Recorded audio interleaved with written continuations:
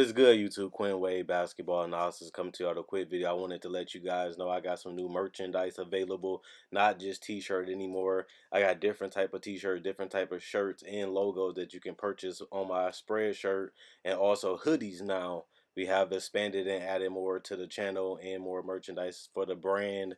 Thanks for supporting. It will be in the description and the links will be in the comment section below. Thanks for helping me and supporting the movement. Quinn Wade Basketball Analysis. I'm going to check out the video. What is good, YouTube? Quinn Wade Basketball Analysis coming to y'all with a quick video. We're going to talk about the Dallas Mavericks.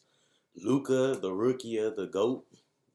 Doncic, Dirk, the GOAT. Nowitzki, the greatest Maverick of all time, is Dirk Nowitzki.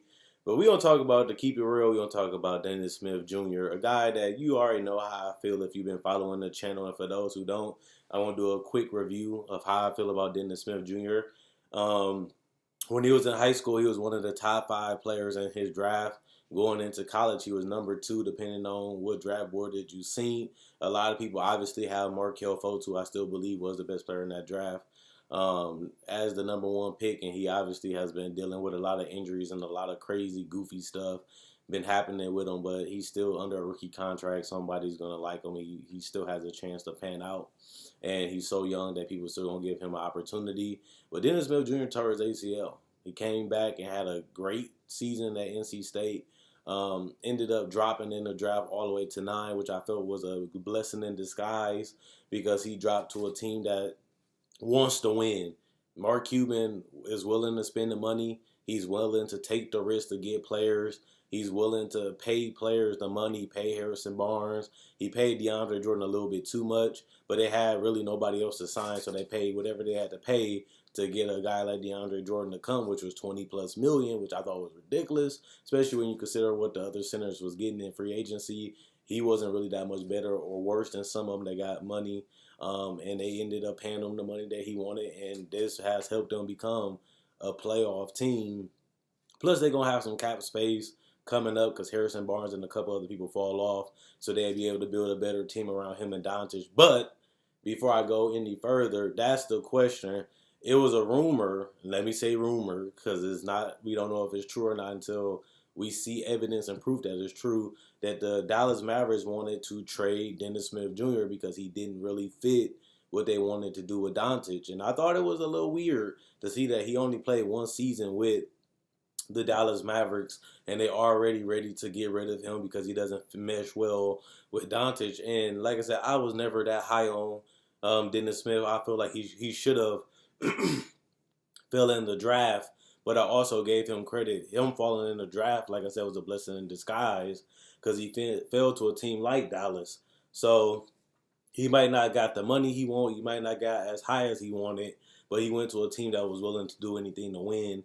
And that's an environment that you want to be on. You want to be on a team that prioritizes winning, that prioritizes loyalty.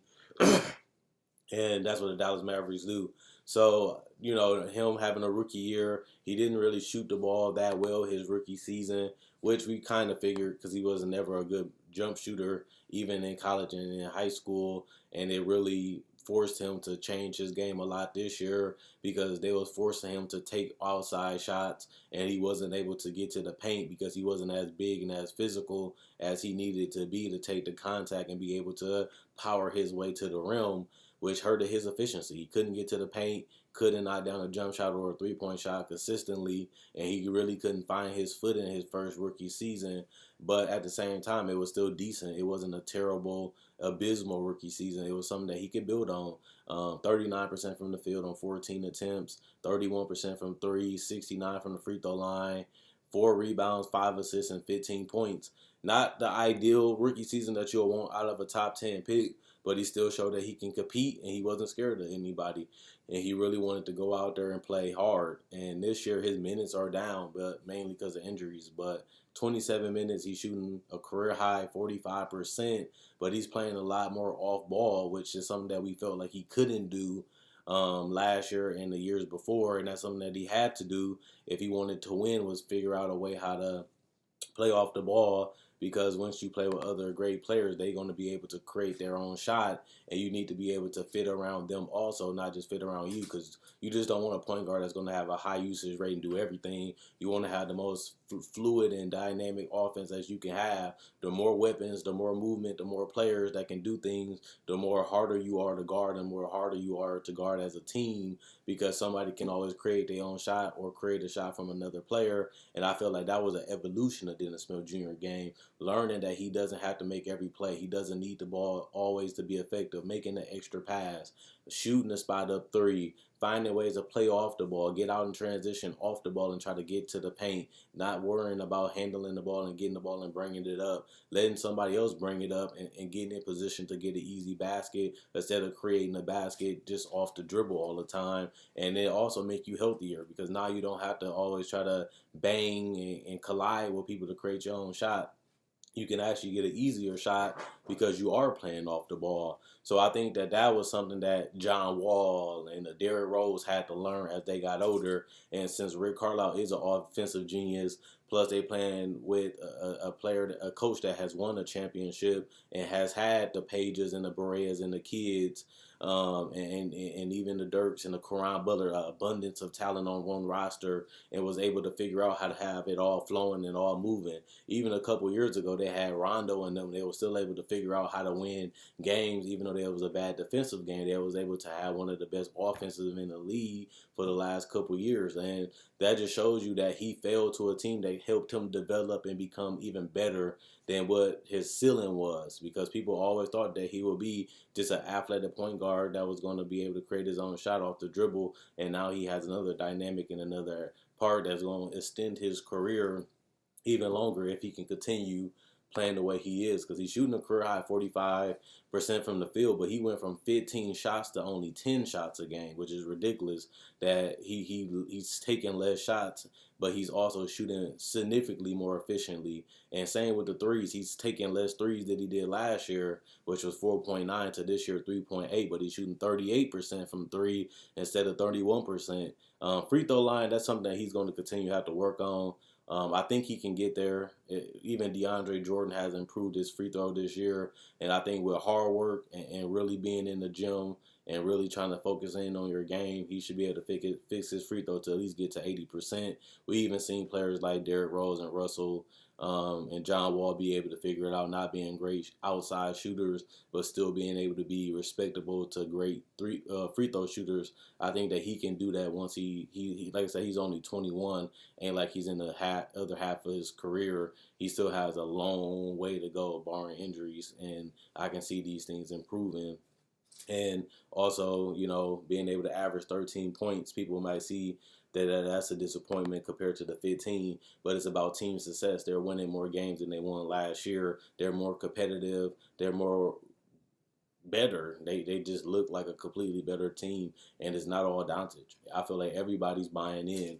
Everybody's playing well. Everybody's accountable in this new offense and this new defensive scheme. And Dennis Smith Jr. has shown the ability to adapt, to adjust, and figure out how to play alongside these other players and change and fix his game at a young age. And that's a quality that you want. Being able to take the criticism, being able to see that you can get better, being able to take that and make the adjustments and actually go out there and put it into a game and do it consistently. And he has been able to do that. So he might not have been the perfect fit with Doncic, but he's a guy that's willing to put in the work to figure out how to win. And that's the type of player that you want on your team, regardless if you're a rebuilding team or a championship team. You always want the team players, and you always want the guys that has the confidence. And that's something that you get with Dennis Smith Jr. Even though I wasn't a big fan of him, like I said, coming into the draft, I still had respect for his talent level. I still have respect for him as a player. And with the improvements and the changes that he has made, I feel like he's going definitely in the right direction. And I think that him and Doncic can play together. The fact that Doncic is a bigger guard helps him too, because it allows you to get more mismatches, because Doncic can play the 2, 3, and the 4 with his size and enough athleticism to guard fours, and he's big enough to guard the fours. And the fact that he can handle the ball and shoot creates mismatches, and that gives Dennis Smith Jr. and his teammates a little bit more leeway to get more shots. So I think the biggest thing was just the adjustment period. figuring out you never play with a player like Doncic. You never play with Doncic and just figuring it out as y'all continue to grind out the season. So I think that that's something that's definitely going to be the biggest calling card for this team, working it all the way out and figuring out a way to keep Dennis Smith Jr. engaged and figuring out a way to basically keep him on his roster. Dennis Smith Jr. is only 21 years old. He's on a couple more years on a rookie contract. It's going to be hard, one, to find a player that's on a rookie contract that can play as well as Dennis Smith Jr., plus at that age, and plus a guy that actually has star potential. He should be an all-star caliber guy 3 to 4 years from now if he continues to trend and continue to improve his game. I don't see why he can't at least be an all-star for the Dallas Mavericks, especially if they start to win 50-plus games. They're going to at least get 2 all-stars from this team. Harrison Barnes is not part of the long term. DeAndre Jordan is not really a part of the long term. So, this should be a long-term Dennis Smith and Luka Doncic. And I can't really believe I'm saying that, but I feel like even when they drafted them, it was going to be an adjustment period, but they have been able to figure it out early in the season, and that should just be able to help them in the future. Plus, Doncic has changed his game a little bit, and Dennis Smith Jr. has continued to improve and continue to figure out ways to stay effective, even though his roles and his touches and his ball usage has decreased. He still found a way to be efficient, still found a way to be effective, and still found a way to play for what's best for the team. And that's what you want out of your starting point guard and your future point guard of the franchise. So let me know what you guys think. Did they rush it? Should they wait it out? Should they trade him? Should they try to figure out to get a superstar? They might need to get rid of Dennis Smith Jr. to get another all-star caliber player, or should they wait and develop Dennis Smith Jr. and allow him to become the all-star player? It might cost them a couple seasons to get to where they want to be, or do you think they should rush and try to make it right now while they're in the playoff race at this point? Right now, they look good, they feel good, and they fun to watch, but at the same time, they still got ways to go to really be a threat to a championship contender. And if you trying to build on Doncic is not ready right now, but he's showing that he's going to be a superstar player if he could continue to stay healthy. So, at least you found your franchise guy. If it wasn't Dennis Smith Jr., it's going to be Doncic. And now it's just about plugging in and building the right team around these two guys. As Dirk leaves, as DeAndre leaves, as Harrison Barnes leaves, it's just about building a team that fits well with Dennis Smith and Doncic. And when it's time to pay both of them, you'll have that money already ready because you'll be prepared for it. And now it's just about continuing to figure out a way to get the best out of both of them while they're both on the court and figure out an offense that can work to both of them, their strengths. And it's easier said than done, but that's what's going to have to happen if these guys are going to be your 2 building blocks for the future. And I think that this is the right direction to go in. They both under 25, and they both have 10 years plus of basketball to go. And that's a long time. That's your franchise right there. The next 10 years is looking bright right now in Dallas. And I felt like it was going to happen, and I knew it could happen.